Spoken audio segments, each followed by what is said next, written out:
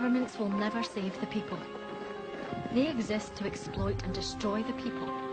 There is but one force that can save the people, and that is the people themselves.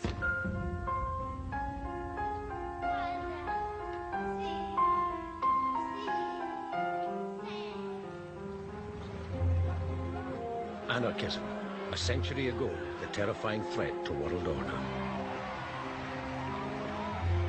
I suppose the standard image of the anarchist is somebody with a floppy hat, a large cloak, and either a violin case or a smoking bomb hidden behind a cape. You know, it's a musical caricature, but that's not what anarchism is. But who's an anarchist? Well, you know, women seeking women's rights, working people seeking workers' rights. I think it's an unquenchable spirit. For a few brief months in Catalonia, 1936, history's only anarchist experiment flourished. Esa revolución fue completamente diferente de las otras, porque nació de abajo, del pueblo.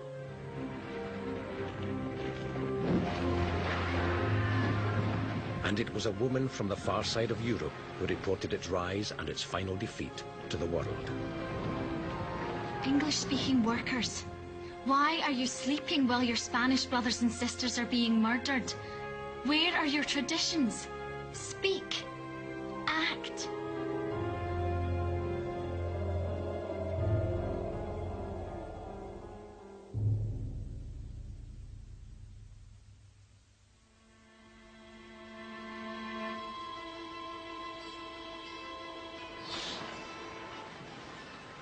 Ethel MacDonald was born in Bells Hill, west of Scotland, in 1910, the free-spirited daughter of a large working-class family.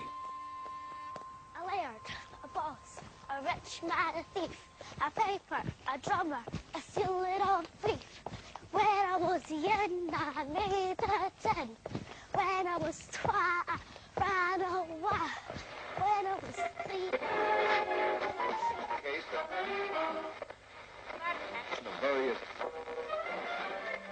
1914. The Great War begins, killing 8 million men, women and children. 1917. Bolshevik Revolution in Russia. 1918. Women in Britain win the right to vote, but only for those over 30. All efforts at compromise between the Trade Union Council and the government regarding the position in the coal fields have failed. 1926. General strike across Britain. 1927. 20,000 stormtroopers march at the German Nazi Congress in Nuremberg. 1929. Stock market crash in the United States triggers the Great Depression. 1931. The Spanish Republic is declared. King Alfonso leaves Spain. Barcelona, every town and hamlet, fill the streets in one vast, delirious demonstration of delight to mark the birth of the Republic and their newly won... When I was 8, I was thinking straight. When I was 9, I could write a line. When I was 10, they gave me a pen. When I was young, I made a 10. When I was 12, I ran away. When I was 3,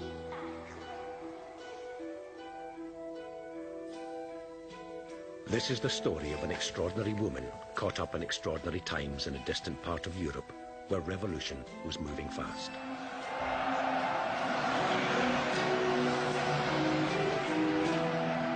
Spain is the place where the future of the world is being determined. It's not just another little local difficulty. Spain was the place where fascism and democracy would finally meet face to face. At the age of 19, Ethel was seeking work. A star pupil at school, she, like most girls in the 1920s, left without qualifications. In the classroom, she was even more interested in politics than her lessons, joining the youth movement of the International Labour Party. Ethel was hardly alone in looking for a job.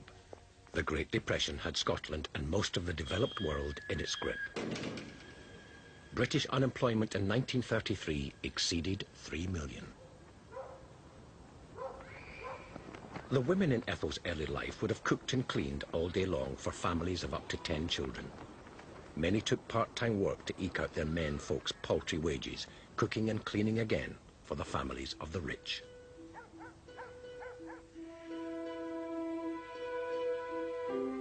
Penniless and unemployed, Ethel was determined to escape that fate, even walking 70 miles in the hope of a job.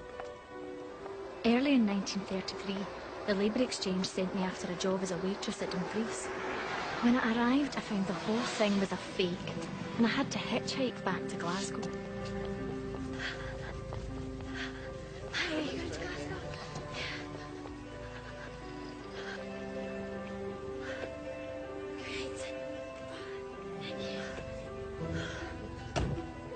This wasn't the first time Ethel had been enraged by management and bureaucracy. In every job she had found, she quickly challenged conditions and payment. Back in Glasgow, she went immediately to an advice centre run by well-known political campaigner Guy Aldred.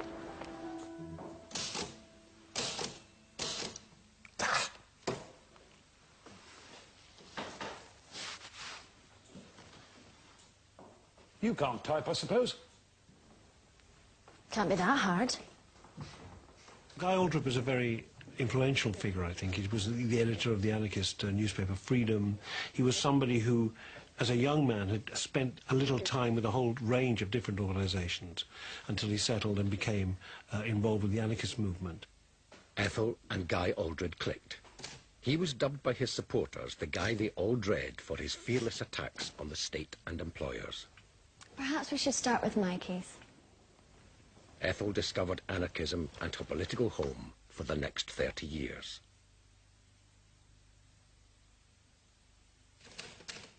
Guy assembled a small team of activists in his advice centre. Good morning. They often gave their services free of charge to the poor and distressed. As a result, they were poorer than those they helped.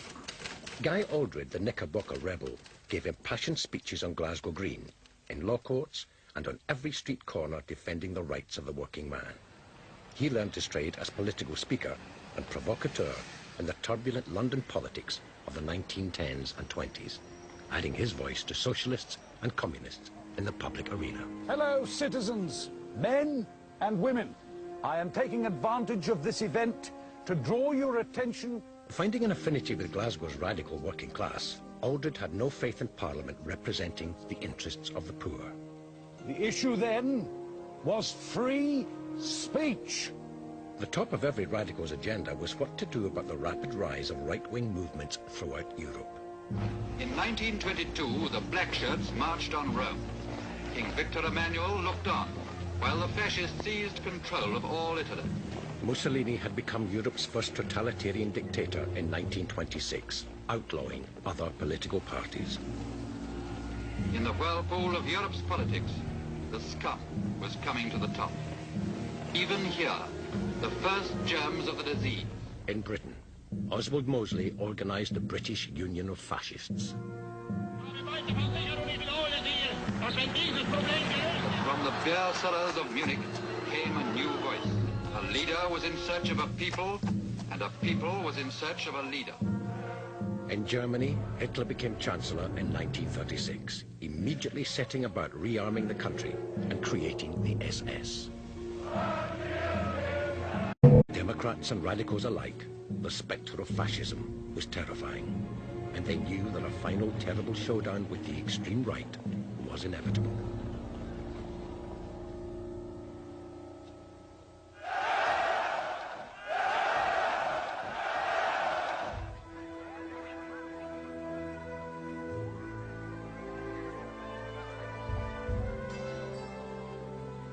Catholic Spain, dominated for years by dictatorships and backward-looking monarchs, was about to be thrown violently into the modern age. It seems almost incredible that those folks that cried, Viva el Rey, should soon be yelling, down with the monarchy, death to the king, death to the queen, Viva la Republic. In 1931, the old monarchy had been overthrown and the new republic declared. Madrid, Barcelona, every town and hamlet filled the streets in one vast, delirious demonstration of delight to mark the birth of the Republic and their newly won liberties. But change was not quick enough or widespread enough for everyone. At the beginning of the 1930s, in Barcelona and everywhere else, women were paid half the meagre wages of men, less than 2 pesetas a day, often for precisely the same work. Arranged marriages were common, and unmarried women in a country heavily dominated by the church had to be accompanied by chaperones. But under the surface of everyday life, a new movement was taking shape in revolutionary bars and street corners. Soon events would change Spain more radically than anyone had anticipated. It wasn't Barcelona, though, but Oviedo, the capital of the mining province of Asturias, where the next crucial event was about to take place, as miners fought with government forces for control of the town. News from Oviedo spread like wildfire. Radical thinkers like Ethel MacDonald, now 27 years old with 8 years of anarchist activism behind her, quickly picked up on the importance of what was happening in Spain. In northern Spain, the miners had been united by the Workers' Alliance for over a year. With socialists, anarchists and communists participating, they determined resolutely to end the system of exploitation and arm themselves. In October 1934, a general strike was called. They came in thousands, attacked and overwhelmed Spanish government forces. The workers' flag flew over Oviedo and the town became a workers' commune. The right wing, Spain's royalist traditional Catholics and conservatives, realized too where the Asturian rebellion might lead and didn't hesitate to brutally put it down. The miners' strike was crushed, but the flame of revolution had been lit.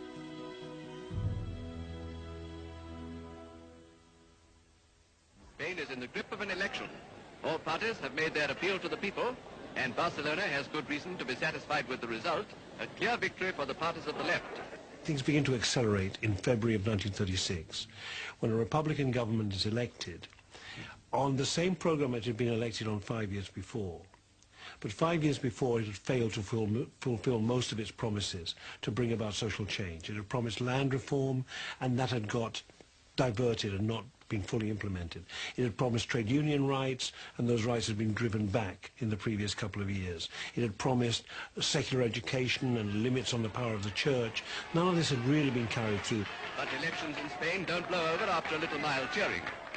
Socialists and others, suppressed by the last government, no sooner hear the result than they start letting off steam. This time, the movement, the working class movement, the anarchist movements, the political movements decided that they wouldn't wait for it all to go through the proper channels, for it to be legislated and carried through legally. Instead, the initiative now was seized from below. The Spanish Democratic Republic was caught in the middle of two opposing forces. The army and the monarchists were losing patience. Socialists and anarchists gaining confidence. People across Spain began to choose sides. Between the 18th and 20th of July, the Spanish military rebelled against the Republican government. Generals, including Franco, struck at all the major centers simultaneously.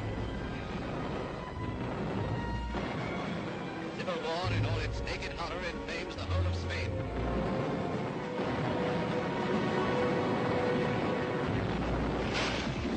Seville and Granada fell. Cities like Oviedo fought back or were defeated. But in Barcelona and Madrid and elsewhere, the rebel generals were repelled. Hitler and Mussolini supported the rebels with military aid. Britain and France adopted a policy of non-intervention, banning the sale of arms to the Spanish government. So the Republic turned to Stalin's Russia for military assistance. Madrid enthusiastically hails the arrival of a diplomatic representative from Russia. Mr. Rosenberg is the first ambassador the Soviet government has sent to Spain. There are strong bonds of sympathy between Russia and the Spanish government. Communists believed in ridding the people of oppressive government, but only after the defeat of capitalism. Before then, there must be a disciplined dictatorship of the people, anathema to anarchists. And for communists, defense of the Russian Revolution was paramount. The communist salute is used by everybody in Barcelona. and the government, though not communist itself, issues rifles to all who will defend it. Spain was now divided. About half the country in the right-wing army's control, the rest loyal to the Republic.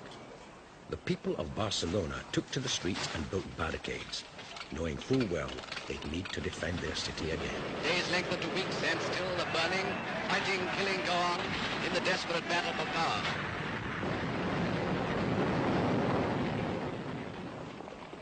Radical thinkers and activists the world over were galvanized into action. Spain was the arena for the showdown between left and right. Help save Spain? For Ethel, that meant doing what she could locally. Join the workers in Spain. Writing, editing and distributing news sheets and calls to action. Help save Spain. Workers unite, sir. Join the workers in Spain. When the Civil War began, there was clearly a determined effort to very rapidly make it an international issue. People went all over Scotland, all over Britain, all over Europe, doing street meetings and so on, to tell people about what was going on in Spain. In almost every major city, there were stalls and tables in shopping centres, collecting money, getting people to sign petitions, and in some cases recruiting people for the international brigades. And there were about 35 to 40,000 people who went from around the world, often under very difficult conditions, to fight in the international brigades. My father, James, joined the Communist Party in 1932, and he was watching what was happening in Spain with the miners in Asturias in 1933 and the various other events leading up to 1936. He was in the Territorial Army, so he had a rifle. And I think he came in one day, put his rifle down in a corner, never took his rifle with him, which he might have wished he had done, because it probably worked better than anything he ever had when he was in Spain. But he just said, I'm going. He just decided he was going to go to Spain, that he had a duty to join international brigades and to go and fight for the Republic, against Franco, against the fascists. Spain's atrocity-spangled civil war burns and butchers into its 9th week. Already it's estimated that 25,000 have been killed, but less than half of those have died on the battlefield. Night after night, all over Spain, men are torn from their weeping families, lined up and shot.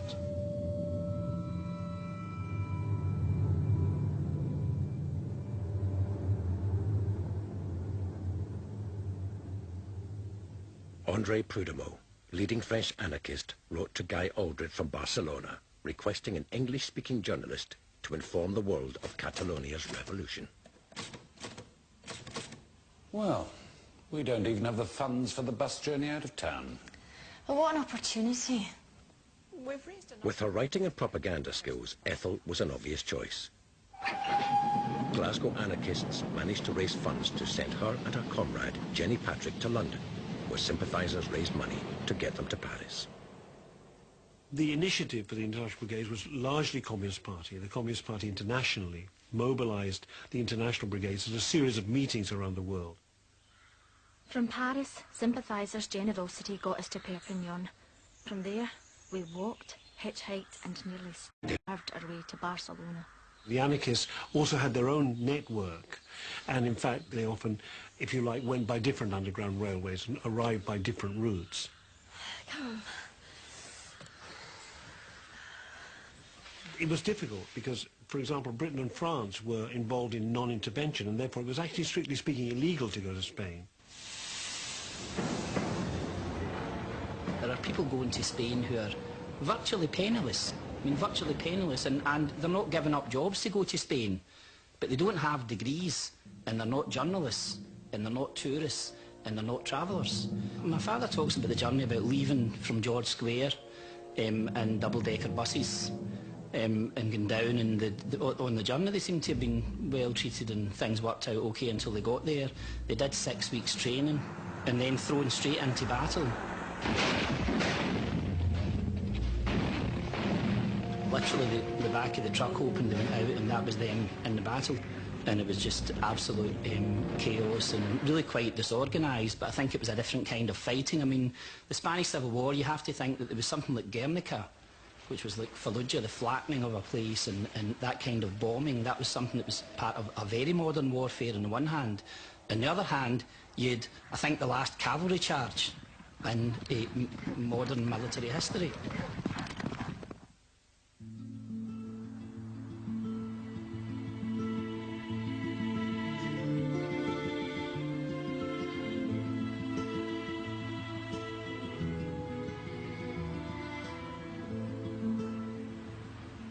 The battle between Republicans and right-wing rebels hadn't reached Barcelona yet. In that city, a whole new way of living was being explored, especially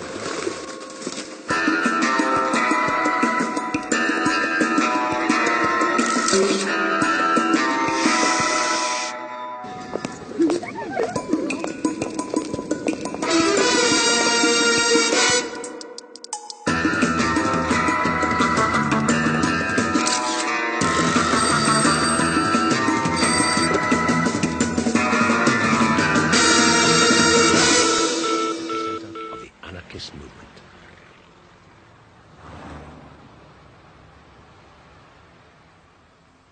The Raval in Barcelona was, from the early 1920s onwards, and even before that, an area from which immigrant workers came from the rest of Spain. They tended to be illiterate, they tended to be very poor, but it was precisely there that the anarchists organized education, organized community organizations and so on, and really that was their base. Llegué a Barcelona del año 34. No participé antes del 36 en ningún grupo anarquista. Quería. Lo que sí participaba era, con mi padre, en todos los mítines, ¿no? Entonces allí se reunían, yo iba a las plazas de toros, la Monumental y tal, estaba negra de gente, negra. The Café La Fragua was a kind of typical restaurant for working class people. Long tables, simple furniture, basic food, cheap and available, lots of noise, lots of debate, lots of discussion. So this is Barcelona. This is Barcelona where there's a power on the ground, there are organizations, the streets are controlled by people's militias, the factories are controlled by workers' committees. There is a real new kind of power emerging in Barcelona, a workers' power. Instructions from above, from the government, were no longer simply accepted. Even simple requests for curfew, for example, would be debated, overruled. Ja ho sabem, camarada, però no esperem ordres de dalt. Sabem el que passa. Els carrers estan organitzats i la gent sap el que ha de fer. The people felt they had the power. The fundamental anarchist principle is you should always challenge authority.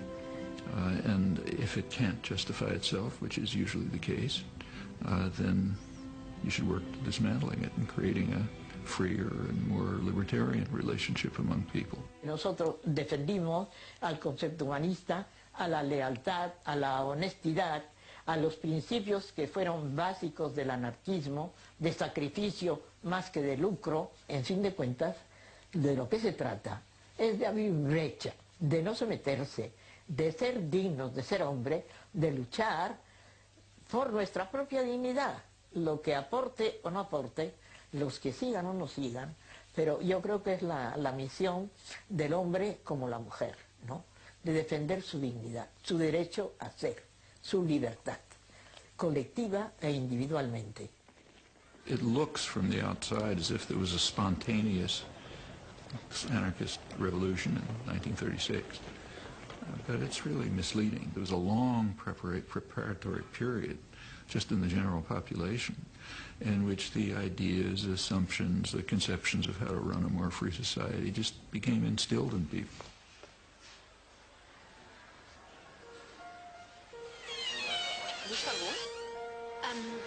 I was told to report here. Qui és vostè? Andre Prudhomme sent me. Ethel had arrived in the most exciting place on earth at the time.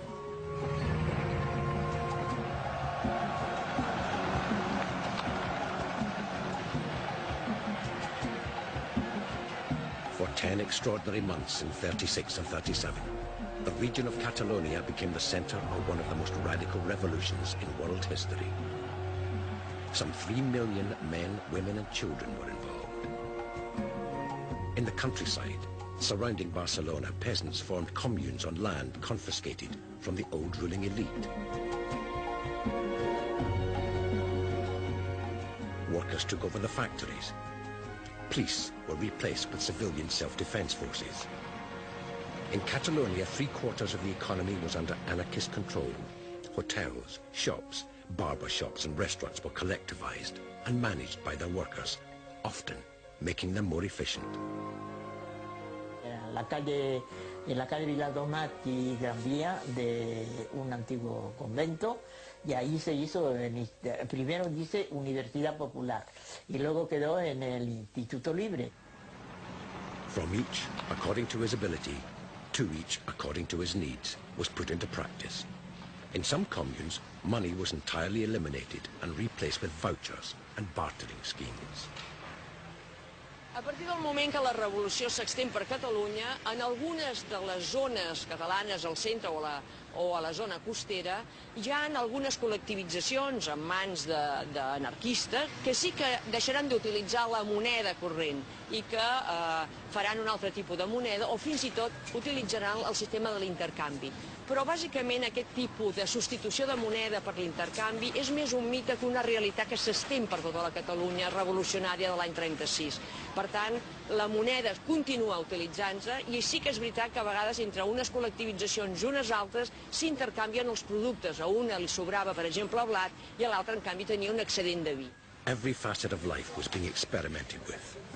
It was an extremely successful, maybe the most successful case of people actually taking their lives into their own hands, running it successfully. Very poor people. I mean, I remember as a child back in the around 1940, when I was just learning about these things, reading the documents of the collectives, and some of them are very moving.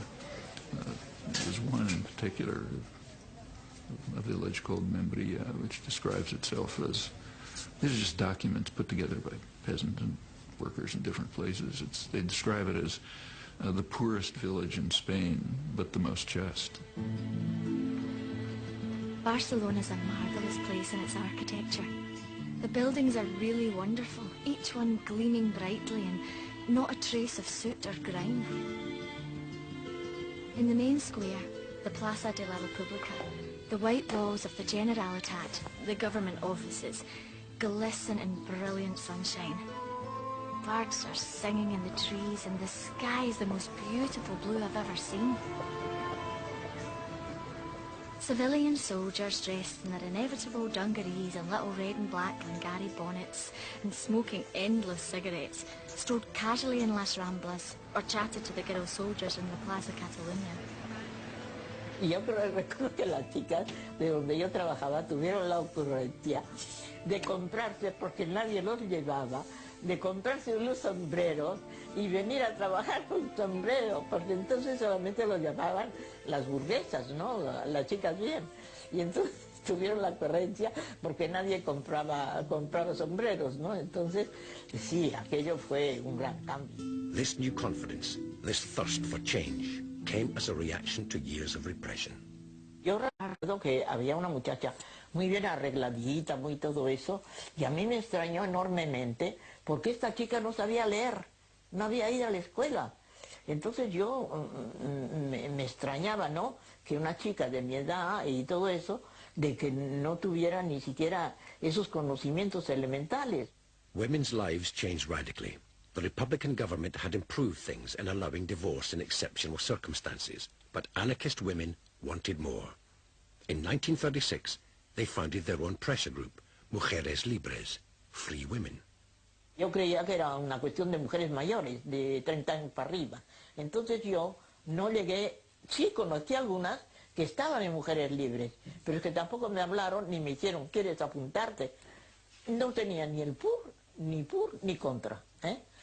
Luego ha sido cuando yo, que compraba el periódico y la revista, luego yo le he dado toda la importancia que aquello tuvo. For the first time in Spanish history, women had a real say, politically, economically, and in the home. The Spanish term, for example, mi mujer, meaning my wife, but literally my woman, was immediately replaced by mi compañera, comrade. Había un verbo que se popularizó, fraternizar. Fraternizar, aquello era la cuestión de fraternizar. Los primeros días, desde luego, fue algo magnífico, tú. Mujeres Libres numbered 30,000 women at its height. They set up a women's college in Barcelona, which by 1938 was taking in 600 to 800 female students per day. Y lo que querían, sobre todo, es cultivarlas y prepararlas para que tuviera un rol en la sociedad. Porque si tú eres una mujer, eres ante todo una individualidad, ¿comprendes? Entonces tienes derecho a escoger la vida. No estás condenada a estar en el hogar, ni estás condenada a ser madre, ni estás sobre todo el derecho de ser tú misma, lo que tú quieras ser, ¿no? They opened maternity hospitals and schools and organized military training. There were, particularly among the anarchists, very fine, very combative women militias. And Ethel went into that world where she would have met people like her, young working class women who were involved in a fight for workers' power and a fight against fascism. I had difficulty deciding which soldiers were young men and which were girls. They were dressed exactly alike, but as we drew nearer, we saw that all the girls had beautifully permed hair and were strikingly made up. Through the streets, naked murder is stalking, the ever-present spectre in a country divided against itself. In the rising of fascists against the government, brother raises his rifle against brother. Seville, Saragossa, San Sebastian, from all these places known so well to holidaymakers in times of peace, pictures unfold the cataclysm that has taken toll already of 20,000 lives. In Spain, as in the wider world, stories of violence attributed to anarchists made the headlines more often than their revolutionary experiments. For many anarchists, non-violence is central to their cause. However, there can be no doubt that in the prelude to and during the Civil War, hundreds of churches throughout Spain were attacked and burned. As many as 700 priests in Catalonia were killed. Some of these atrocities must be blamed on anarchists, but there are many groups involved with the rebellion against conservative Spain. Trotskyites, communists, and the right wing themselves, seeking to vilify anarchists and the Republic generally.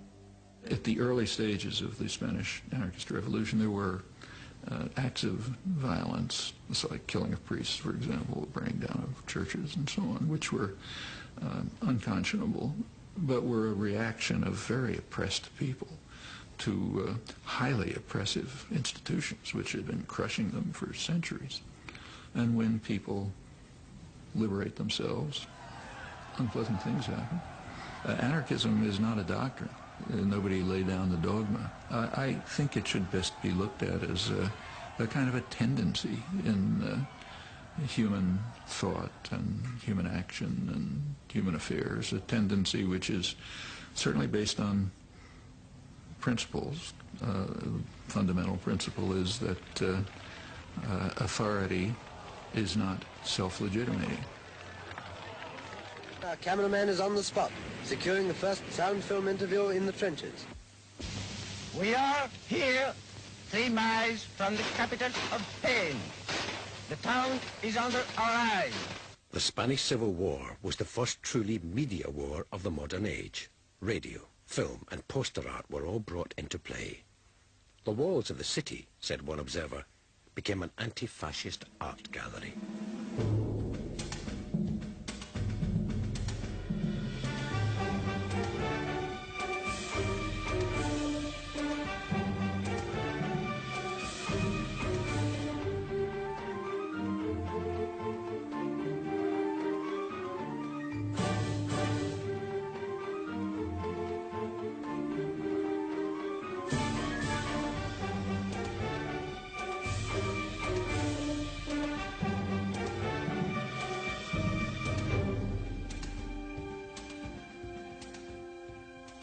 Ethel took no time settling in.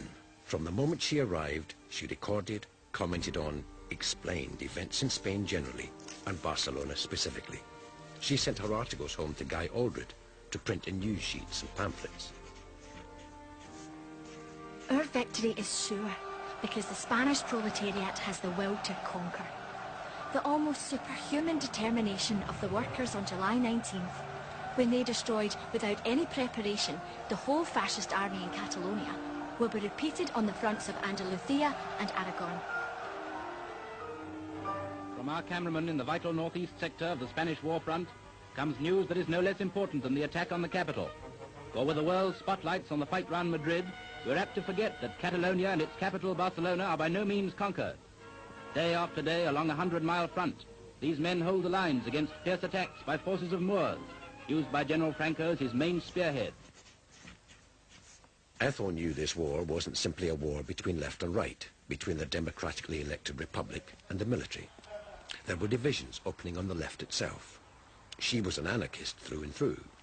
The coalition between Democrats, communists and anarchists was of less interest to her than the defense of the revolution.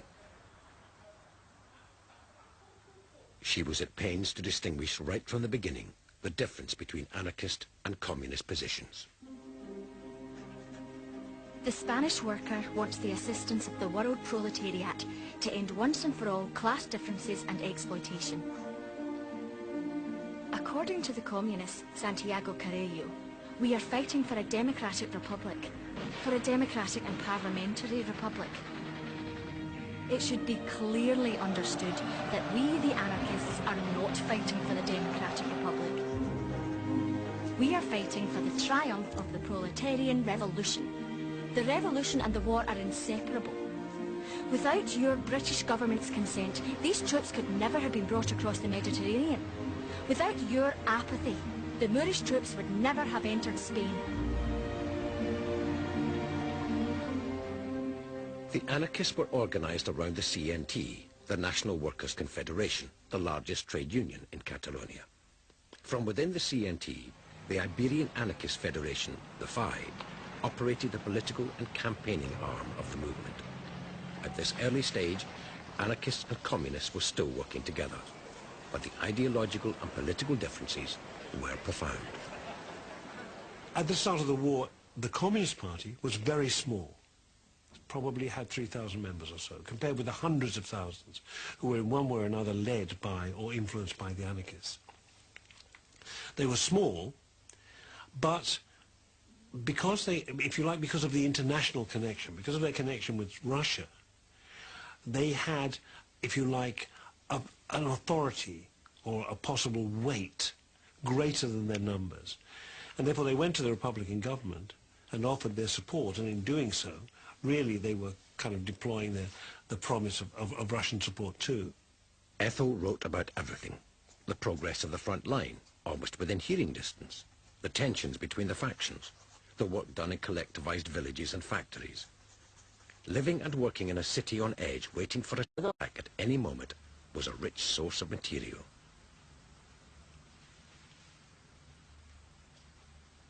The lights went out throughout the city. From the tops of the buildings, huge beams played across the sky, searching, searching. All the subways have display notices advising the people to take shelter. Hurrying to and fro were the militia, armed. It was marvellous.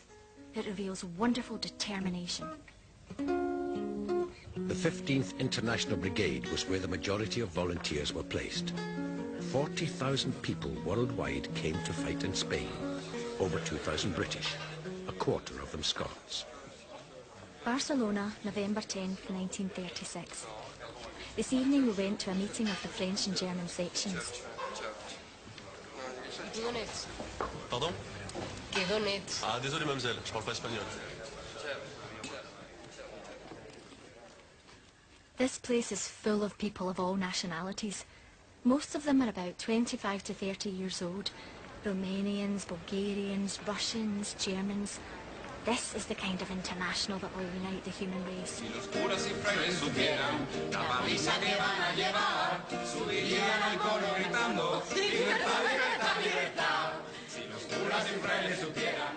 I hope I can pick up Spanish so that I can get a thorough knowledge of the international movement. All I can say is dos cafés con leche and salud.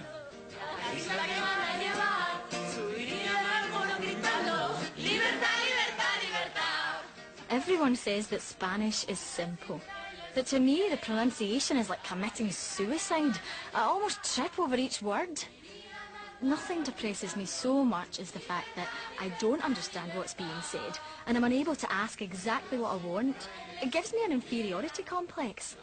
All languages are spoken here, but those who understand English are few and far between. Truly, I should feel cheated if I was to leave Spain with nothing attempted and nothing done. I feel my future depends on making good here.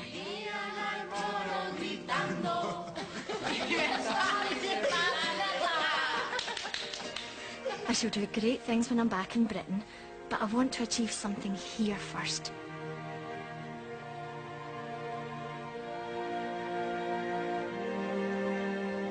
Ethel's journalistic and propaganda skills had been noticed. She was recognized as the right voice for Barcelona's anarchist radio station.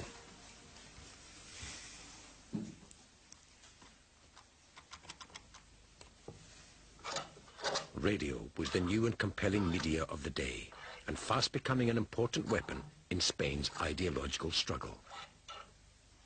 As soon as Franco's rebels attacked, they began broadcasting propaganda, war news, claims of victory and other military information for public consumption.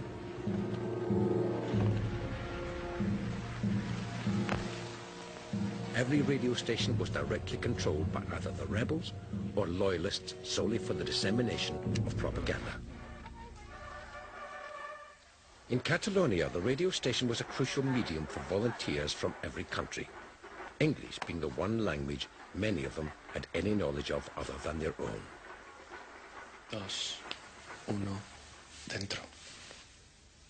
Yesterday I went to a small place outside Barcelona called Sabadell. A group of young comrades have taken over a house, and there they have a school for mutual instruction. The FBI headquarters in Sabadell are in an old... I think it's an interesting thing to look at, the huge importance that radio had, and radio voices, and how enormously significant they were in building morale and mobilizing people for the resistance to fascism in Spain. They have definite ideas of action, not mere theory. Barcelona was the center of the revolutionary resistance, and her voice, her daily broadcasts, as part of the, of the kind of propaganda and political machine of the anarchists will have been important. Of course, the best-known radio voice of all was La Pasionaria, with her No Pasarán slogan. She spoke almost every day on the radio and became well known in Spain and beyond. Strange, really, because, in a sense, both these women came from similar backgrounds, working-class backgrounds, from kind of industrial areas. Very different, and yet, in a curious way, kind of occupying parallel roles, maybe, in Spain. Are you English-speaking workers prepared to let this tragic force, which means the rape of Spain, go on? If you are men and women, if you sense the class struggle, you will permit no ban on volunteers. Spain wants action. Action by the great democracy in every democratic country, action at home to defeat fascism, to aid the struggle of anti-fascist Spain. The English language is held by those who speak it to be the greatest language of freedom. To all who believe, therefore the best of the English tongue, who hear it ringing in the accents of the martyrs, and not the callous, cynical tones of the persecutor and the judge, I address myself. I ask you again to make it the language of freedom. Let it vie with the Spanish tongue and the tongue of one-time revolutionary France. Let it speak to fascism, to Hitler, to Mussolini, and to Franco. Let the voice of the people of England, the voice of strangled freedom, be heard. In the wider world beyond, the radio brought living news of the momentous happenings in Spain. Her broadcasts reached as far afield as the USA. The common people of Spain sometimes battled with only their bare fists and walked heroically to their deaths to vanquish fascism. The ill-equipped and betrayed people were winning, so fascist Portugal, fascist Italy, fascist Germany stepped in, whilst France, Britain, especially Britain, played at democracy. Played at democracy, spoke non-intervention, and behind non-intervention assisted fascism and Franco. A prominent news editor in California reported that he had received hundreds of letters about Ethel MacDonald because she had the best radio voice he had ever heard. The Spanish government has been forced to flee from Madrid to Valencia. That, on the 114th day of the terrible civil war, was the news from Spain. And pouring into Valencia too come Madrid's children, speeding from the continuous danger of bombardment that hangs over the capital. As the fascist insurgency gained strength, tensions began to rise amongst those defending the Republic.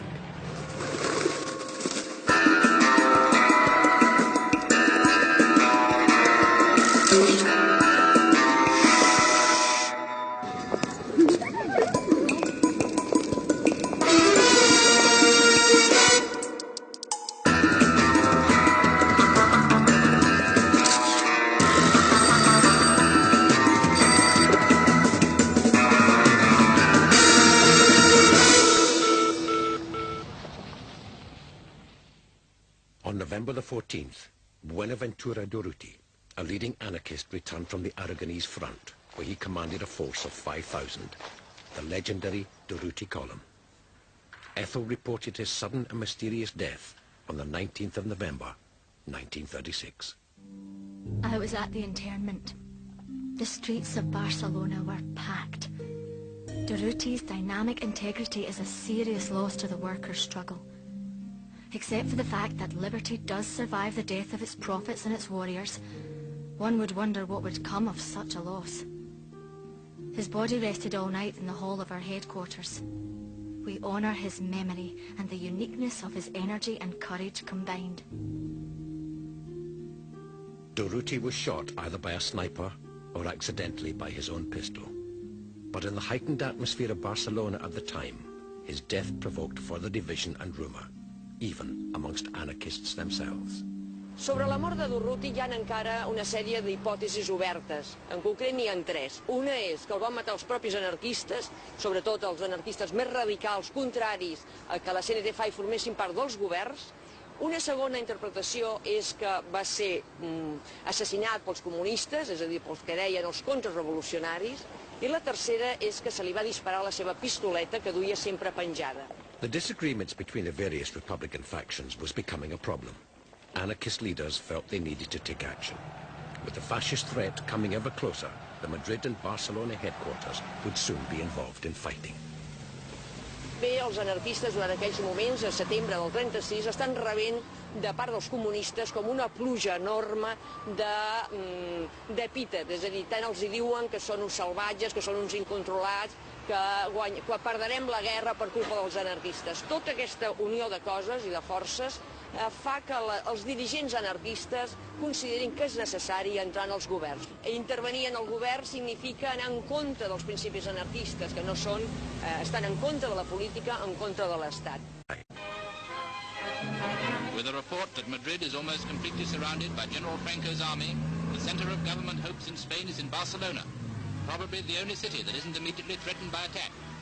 The relative peace that had allowed the Catalan experiment that Ethel had found so fascinating was nearing its end. There is trouble in Barcelona. At 3 p.m. on May 5th, 3 lorry loads of police made use of the siesta hour to launch an attack on the telephone exchange.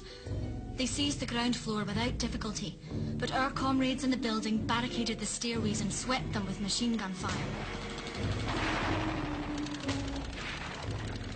The attack in May 1937 on the anarchist stronghold, the telephone exchange, came not from the fascists, but from the communist-backed government. For Stalin and for the communist movement worldwide, the key and prevailing concern was that there could be political alliances and understanding between Russia on the one hand and France and Britain, above all Britain, on the other, because Hitler was threatening Russia. So Stalin's vision of what was going on in Spain had less to do with Spain than the broader European situation, in which it became critical that Britain would support Stalin against Hitler. Crowds gathered outside the building, and the streets were filled with men and women crying, "To the barricades! To the barricades!" The police had used sandbags and bricks intended to repel Franco's attack, but our anarchist comrades tore up loose paving stones to build their own barricades. At that stage, the dominant element in the power system of the Republic was communist, or close to communist. And they hated the anarchists with an absolute passion. And they simply used their power to crush the Barcelona working classes and the anarchist movement with quite a lot of violence. There was electricity in the air. All during the night there was firing in the street. We had a good view from our window. They wanted us to stay inside, but we left the building and made our way to the CNT headquarters. It begins with an argument about whether to have a May Day demonstration, and then on the 3rd of May, the head of security in the Catalan government and the Home Secretary in that government send troops to the telephone exchange in the Plaza de Catalunya in central Barcelona to drive out the trade unions who at that time are controlling the telephone exchange. The firing became terrific. The police were firing from their building and nearby houses, and the CNT were replying from inside their headquarters at the telephone exchange, which the anarchists had occupied. The gunfire crossed from the balconies over the Plaza Catalunya, from the Colón Hotel, the Socialist Party HQ. The noise is terrible. Already many have been killed and wounded. In a sense, the telephone exchange was very symbolic. The telephone exchange was run by the workers in the telephone exchange, and the argument was that they listened in to ministerial conversations. Now you can imagine what mayhem that could cause if you actually heard what politicians say to each other. But more importantly than that, that was symbolic, really, of the extent to which workers' organizations still controlled things. So sending troops against the workers was a demonstration to the outside world that they would not allow a revolution to happen in Spain, with all the consequent repercussions with the rest of Europe. Però també hi ha una tercera manera de valorar el que va significar els fets de maig, i és que les minories més radicalitzades de la CNT-FAI s'oposaven a la direcció de la CNT-FAI i a la política que havien fet de col·laboració amb els governs. Per tant, tenim davant de nostra diverses possibilitats. Un punx comunista, un punx dels republicans, o bé les pròpies minories radicalitzades anarquistes que s'oposen als seus dirigents. But for the ordinary soldier, the political divisions weren't necessarily so obvious or clear-cut. The interesting thing is, I've never heard my father say anything about, judging whether anarchists, POUM, the socialists and so on, were right or wrong. I mean, I think he was a member of the Communist Party, but he went there to fight Franco, and he went there because he did see this as a dress rehearsal for a larger struggle. En el taller donde yo trabajaba, ¿comprendes? No había problema porque unos se dieron de la OGT y tal y cual. Es que no me sentí, es que no hubo problema en el seno del Comité de Control por el hecho de pertenecer a una organización u otra. In the midst of the street fighting, Ethel managed on May the 8th to get out one last dispatch from Barcelona. She sent it to Aldred, who published it in the Barcelona Bulletin on the 15th of May. We were preparing for attack. Men barricaded windows. Women dragged out cases of ammunition. Machine guns were mounted. We knew what was coming. I set out at 7. At that hour, Spanish women go to the market. Both sides, knowing this, look out for them and cease fire to allow them to move about. We mingled with these women, some of whom carried little white flags in their hands. We would slink along a street, hugging a wall. Sometimes firing went on above our heads, aimed at the windows, showers of plaster falling about our ears. This way, we eventually reached the Via Durruti. We chatted with a comrade while we waited for a lull in the fighting. 5 minutes later, we saw him fall. This was our life for the next 3 days. We busied ourselves filling cartridges for the soldiers and preparing food for them. At mealtimes we felt that all the food was needed for them, and we had our meals in a little restaurant a few streets away that had remained open for us. At the barricades we watched the soldiers and police drag easy chairs out of nearby buildings and sit smoking till it was time to start firing again. They seemed to take things as coolly as that. We saw 12 comrades dragged from their car and shot. When the ambulance people tried to get to them, they were ordered back and told if they went to these men they would be fired upon. Our comrades did not want to kill people, and they withheld their fire as much as possible, contenting themselves with defence. Dead and wounded lay between the barricades, wrecked cars in every other street. Hardly a pane of glass was left in a window.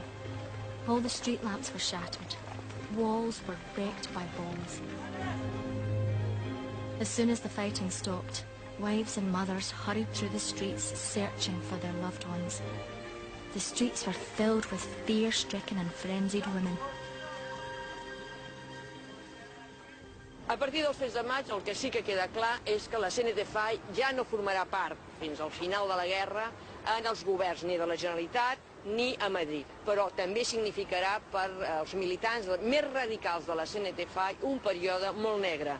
És el període d'empresonament, és el període d'assassinats, és el període de reclusió de 3.700 anarquistes en les presons i en els camps de treball que s'instal·len a Catalunya durant aquest període. Per tant, entrem en una etapa molt dura pels propis anarquistes. La conspiración ya venía de lejos y no eran solamente los comunistas, eran también, comprendes, todos que querían terminar con el PUM y querían terminar también con la CNT. Acabaron, bueno, sí, con la revolución. For 4 days there is fighting, at the end of which the revolutionaries, the most radical, the most determined fighters against fascism, are arrested by their erstwhile allies and colleagues, jailed, in some cases tortured, in some cases killed. After the events of May 36, Ethel's voice was no longer heard on the airwaves, nor was there any news of what had become of her. A mesura que la guerra es va perdent, a mesura en què cada vegada més la república depèn del subministrament d'armament que procedeix, que ve de Moscou, la justícia republicana i la rereguarda republicana es militaritza. Què vol dir això? Vol dir que la república, davant d'aquesta situació tan tensa, el que fa és militaritzar tots els elements, és a dir, des de la justícia, passant pels tribunals, passant per les lleis, etc. I per tant la justícia passa a ser una justícia molt arbitrària. És a dir, els processos que es fan, aquí se'n diuen fotomatón, de justícia ràpida i expeditiva, i moltíssima gent anirà a parar a les presons i als camps de treball que s'instal·len sense les més mínimes garanties processals ni legals. Why they didn't arrest me immediately and have done with it, I couldn't work out. Later I discovered that they had already arrested so many British subjects that they were afraid to arrest me.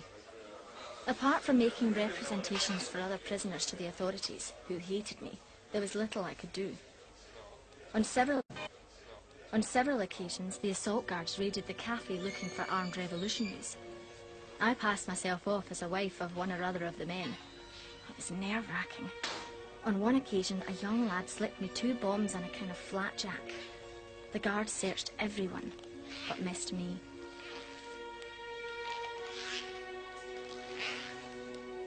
While Ethel hid out in Catalonia trying to find a way to get home, she was becoming famous in her native land. The mystery of what had happened to the Scots girl anarchist was picked up by the press, and as a result, anxiety grew in Britain and abroad. There were rumours that she was in jail, that she was being tortured, that she was dead.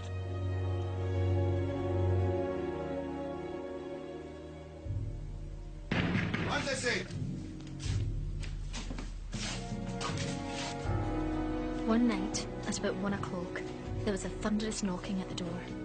Assault guards marched in and without a word of explanation, ransacked every corner and every cupboard.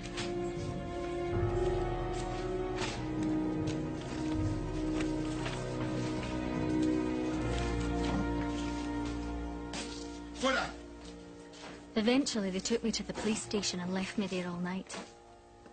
The next morning, I was moved to the Hotel Falcon, which had become a prison for anarchist soldiers. They took me in a motor lorry that, for all the world, was like the tumbril of the French Revolution. They wanted me to sign some document, but I refused. My fingerprints were taken, and no charges were preferred against me.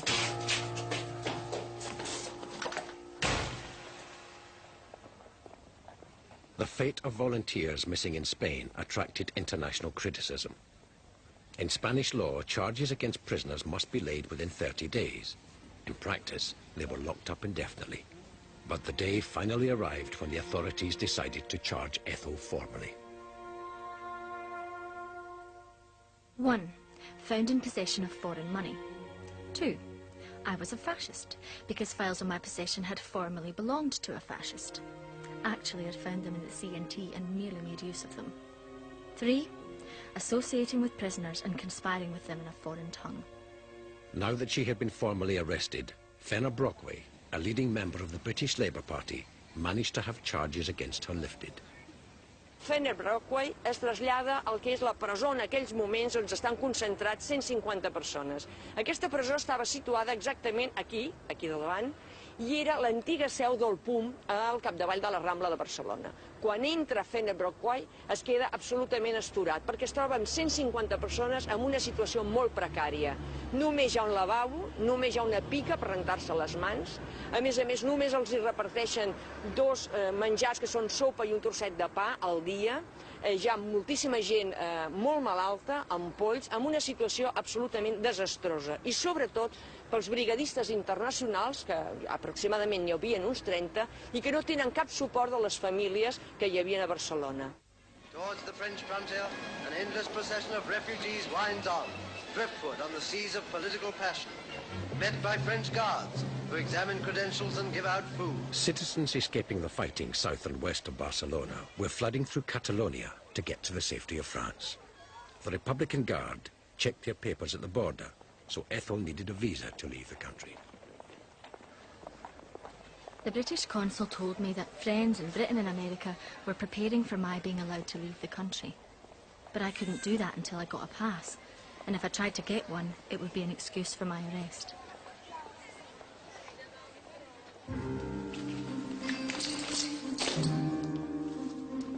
Ethel didn't leave the country immediately after her release. She felt there was still work for her to do in Barcelona, helping anarchist comrades escape. The Republican reporter now found herself working against the Republic's oppression. Under the noses of the communist-controlled police, I helped anarchist comrades in and out of prison. Some soldiers managed to escape altogether, disguising themselves in clothes borrowed from civilians.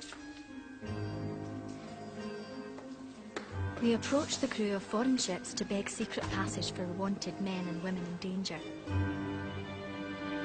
When these activities became known, the British press dubbed Ethel the Scot Scarlet Pimpernel.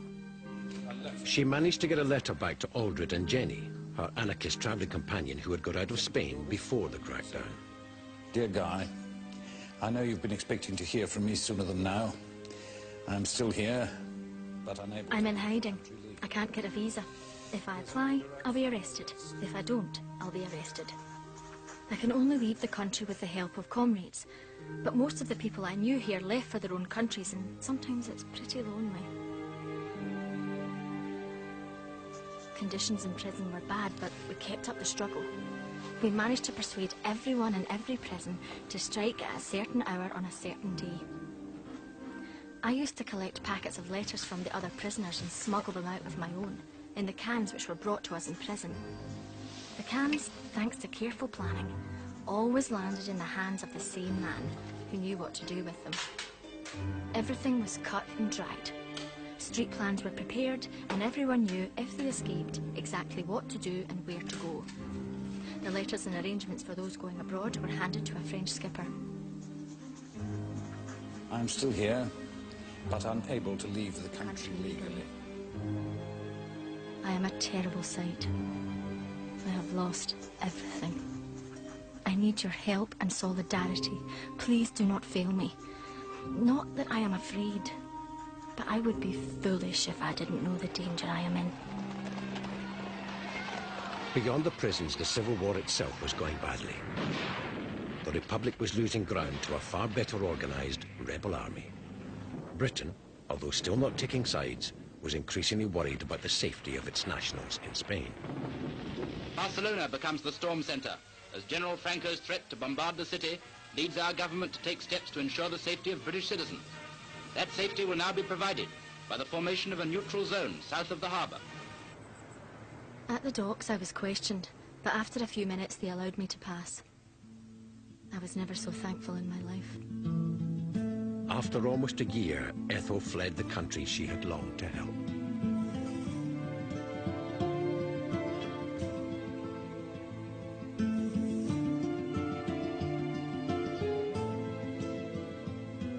Truly, I should feel cheated if I was to leave Spain with nothing attempted and nothing done. I feel my future depends on making good here.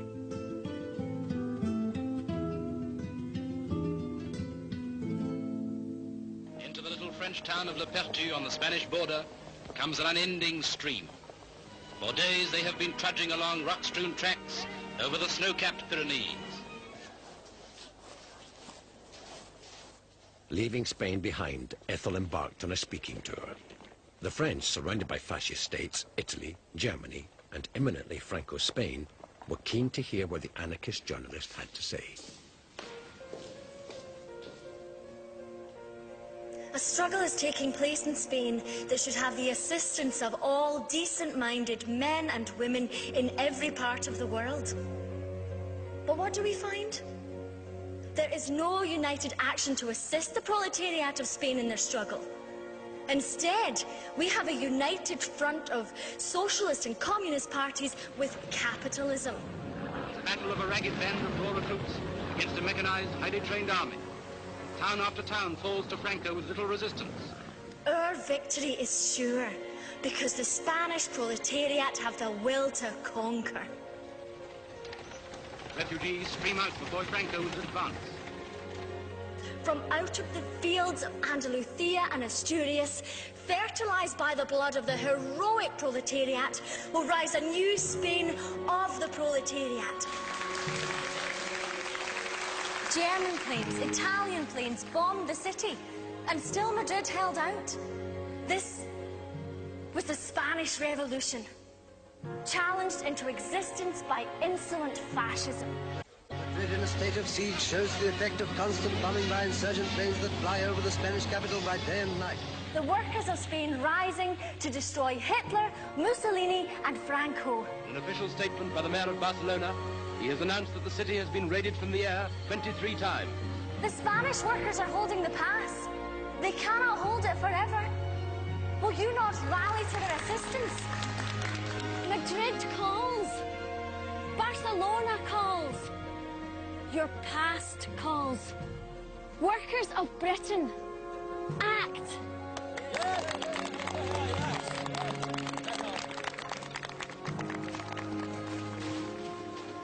Anda, no me hables. Yo creo que lloré. Yo creo que lloré porque habían salido, me daba asco de ver porque al principio, cuando yo estaba trabajando en Solidaridad Obrera en la administración, y el martes, aquello fue tomado el jueves, y el martes el compañero administrador Nieves Núñez nos dice, eso está perdido. El que quiera marchar, sale un camión esa tarde de ahí, de Solidaridad Obrera, ¿no? Entonces yo llego a casa y le digo, nos vamos, nos vamos. Mi papá estaba muy acabado físicamente. No tenía aún los 65 años, pero estaba muy acabado físicamente. Y mi papá dice, yo no me muevo. February the 27th, 1939. Britain and France recognized Franco's regime even before its final victory. March, Hitler and Mussolini lay down the foundations for their infamous Pact of Steel. April the 1st, the rebels proclaimed victory. Mi hermano había llevado a mi madre al cine los primeros días que entraron los nacionales, y una vez quise ir yo. Dice, y si vas a ir al cine vas a tener que levantar el brazo. Yo no voy a levantar el brazo en alto, ¿sabes? Y resulta que vamos al cine y evidentemente no estaba lleno, ¿no? Era un cine barriado bastante grande y mi madre se levantó y tenía la mano así y yo me daba risa. Bueno, yo me quedé sentada, no me levanté. Pues has de creer que no sé cuántas butacas, hileras de butacas había detrás de mí. Venía toda la butaca, haga usted el favor de levantarse. Si no hubiera levantado, me meten en la cárcel. Y allí, pues mira, y a mí me saltaron las lágrimas. Yendo allí me saltaron las lágrimas. The new ruler of Spain rides into the city of his conquest. Behind him is Moors. His army lines the route. The Moors and the light tanks come first, then the Italian Black Shirt Division. September 1939. Hitler invades Poland. The swastika spreads its curse over Europe, and Hitler has forced the world into a new war. There was a speculation to ask, what if the war in Spain had lasted that little bit longer? Would the Western powers then have been obliged to move in defence of the Republic, despite the fact that, for example, the British government, the people in the British government, were much more sympathetic to Franco and the fascists than they were to the Republic? If you take a look at the Spanish Civil War, they had two phases. The first phase was a joint effort in different ways by fascists, communists, and liberal democracies to crush this beast of freedom, free people running their own lives, seeking freedom and justice. That can't be tolerated. So they all collaborated in crushing that. And it was only kind of after that was taken care of that they went to war among each other in their own ways. Spain's civil war remained a fault line for the left throughout its bloody course and long after its conclusion. To this day, theorists and foot soldiers, members of political parties and individual thinkers tear apart, inspect, analyse and look again at the revolution in Catalonia. Now, it's quite right, absolutely right, that anarchists who feel they were betrayed by certain elements of the Communist Party or communist leadership in Spain, that they should feel angry. But at the same time, I think there's such a strong strand of anti-communism running through the 20th century, such a profound and deep strand, that I think there's still the risk of witch hunts.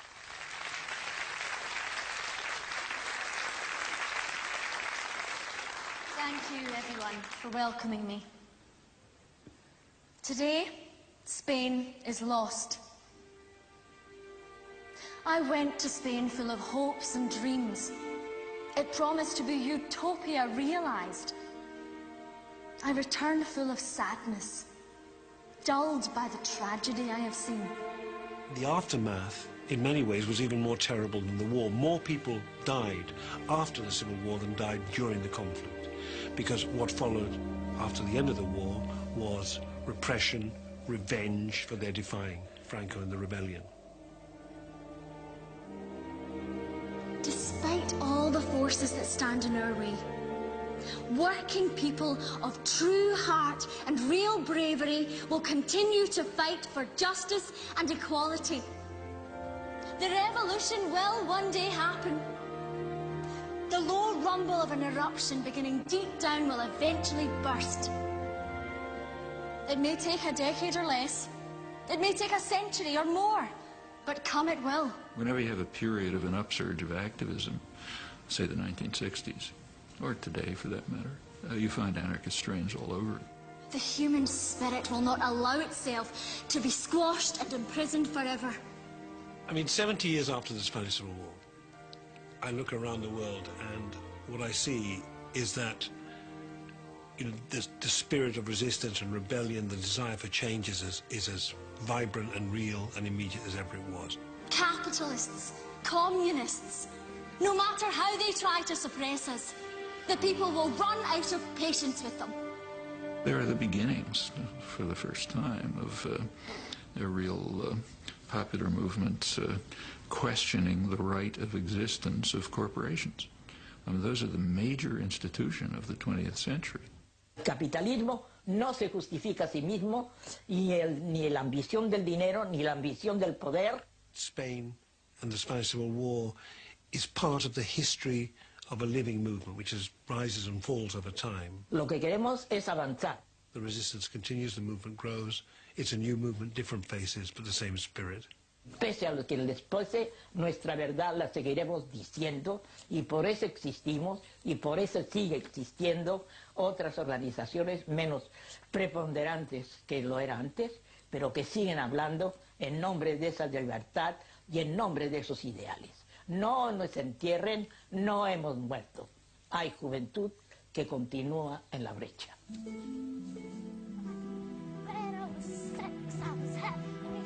English-speaking workers, why are you sleeping while your Spanish brothers and sisters are being murdered? Where are your traditions?